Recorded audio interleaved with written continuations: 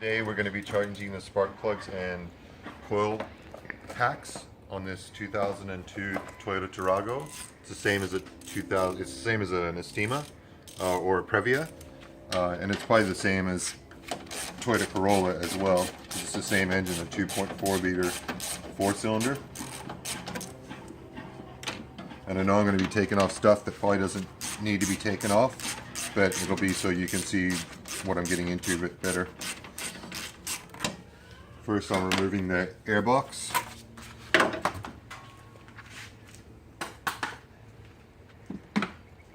To get to the spark plugs.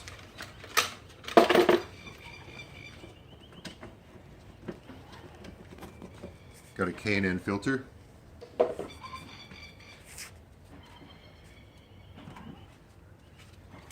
And now I'm going to be removing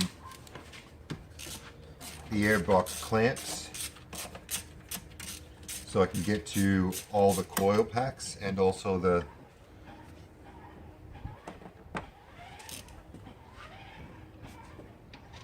spark plugs. There's 2 bolts on top of the valve cover. They're both 10mm headed.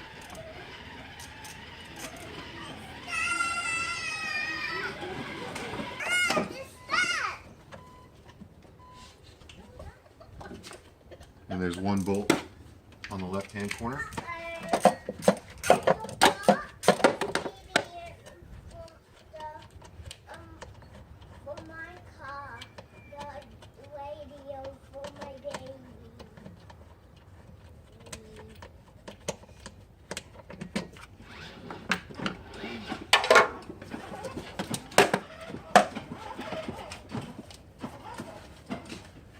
You don't have to take it completely out, but you have to move it out of the way.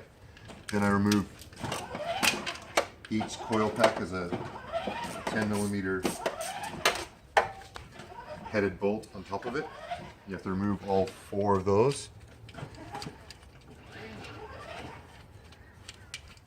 These coil packs today is we had 1 coil pack that died, and the coil pack that died wasn't a genuine Toyota part, and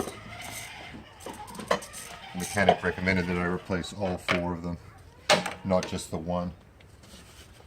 So then they've got these clips that are on top. I can't really get to them with gloves because I need more fingers in there. And you just got to pull the clips off all the coil packs.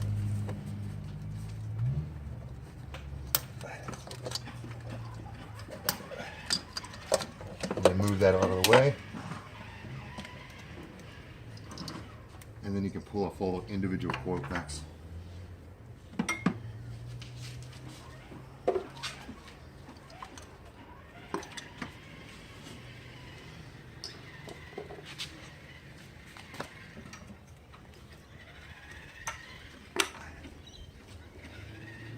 Packs are out. I'm going to take the spark plugs out.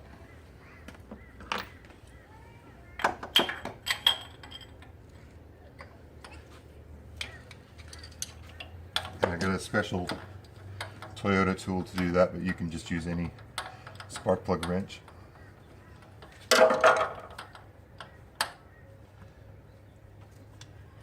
This engine's been really reliable. It's got 214,000 kilometers on it. This is the first real engine problem we've had. We've had to replace a radiator.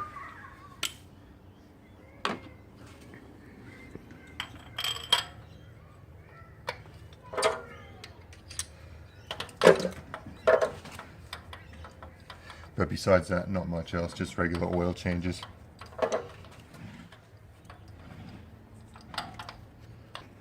Okay, now that I've got all the spark plugs out, we're going to put Iridium 4 plugs in.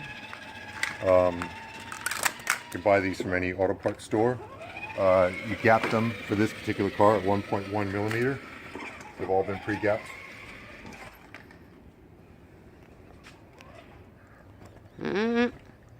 Show more. We call it burger.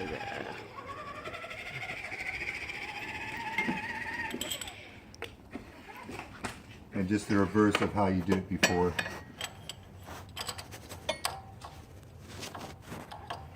Some people use anti-seize on their threads. I'm not a big believer in that. I change my spark plugs often enough that if I do enough miles that I don't need to put anti-seize every time. I'm not going to end up with a rusted in spark plug.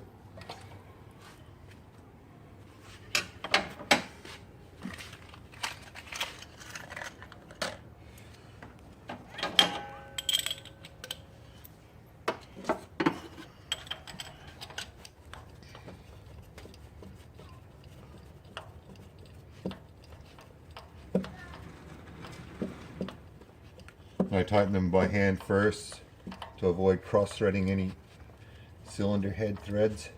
You don't want to do that. And then when they get to where they seat, you torque them to 22 foot-pounds.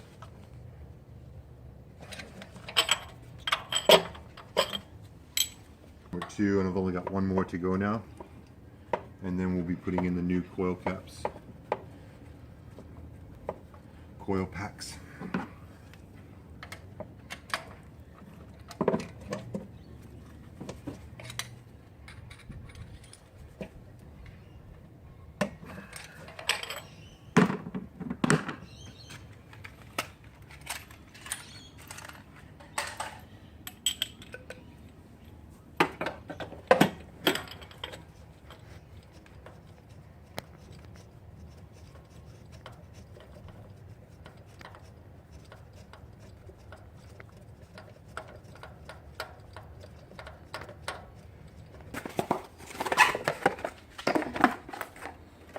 Now we're going to be replacing the coil packs. You don't have to do it in any order, but as long as you get all 4. We've got Denso parts, Toyota Denso parts, even though the boxes all are different. They're all the same part numbers, same brand. And I always put all the coil packs on first and then tighten the bolts and then put the electrical connections back.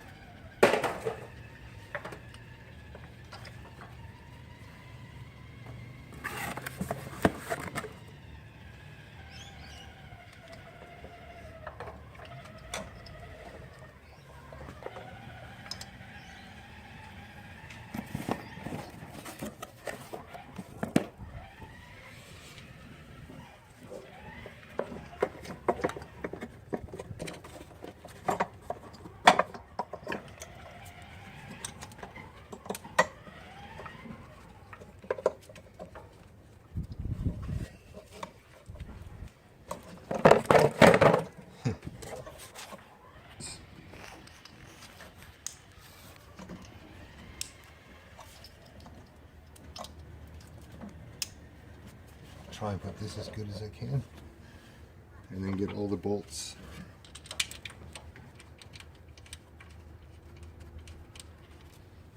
You might have taken out a lot of bolts, but all the ones for these will look like this. 10mm heads, that long.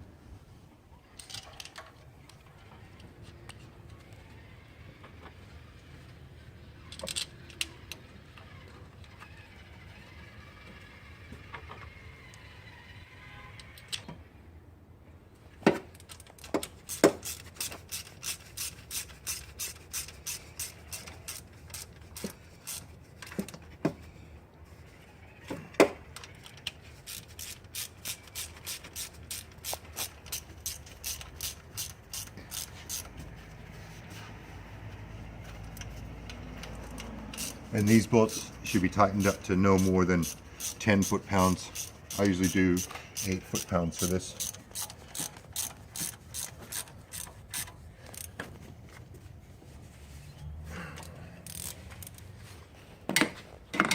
And then you're going to put all the bolts back in the airbox.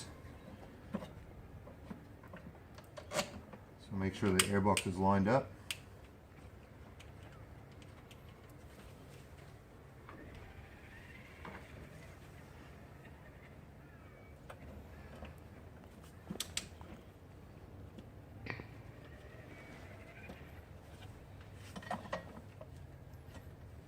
And these all have rubber grommets on as well,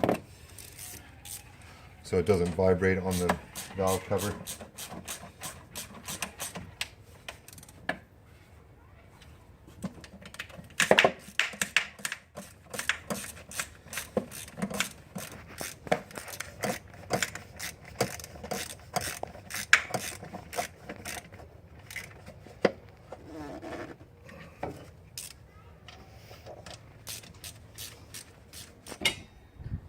So next is put in your air filter. Always check and make sure it's clean. If it's not clean, I got a K&N, I can clean it, but if you've got a paper one, just replace it. And that fits in right into the air box. And then take your air box cover. Make sure that's nice and clean as well. If it's not, you can clean this out with water and then spray it out with air, or even lay it in the sun and let it dry. It's got two tabs on this end. You put into the back of the airbox, and then the clips on this side that you just clip. And then finally you take your inlet hose for your airbox, and it's got a clip here. And you line it up on that, put it on that, and then clip it.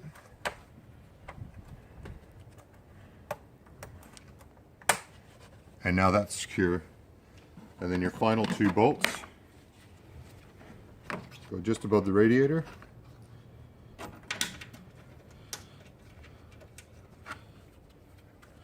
Tighten them in by hand first so you don't strip anything.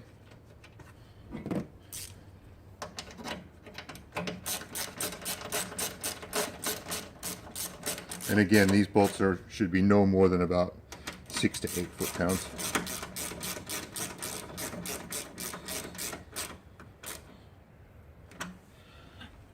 And you're all done.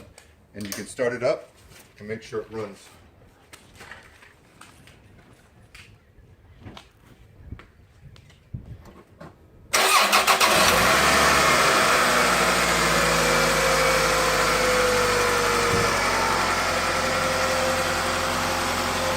And it's not missing, and it sounds good.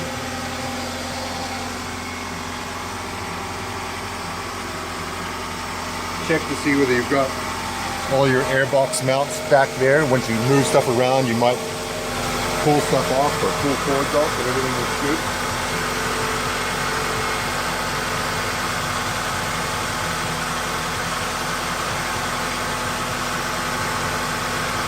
Everything's on, everything's running. We'll take it for a test drive and then check and see whether anything's missing. If it's not, you're good to go.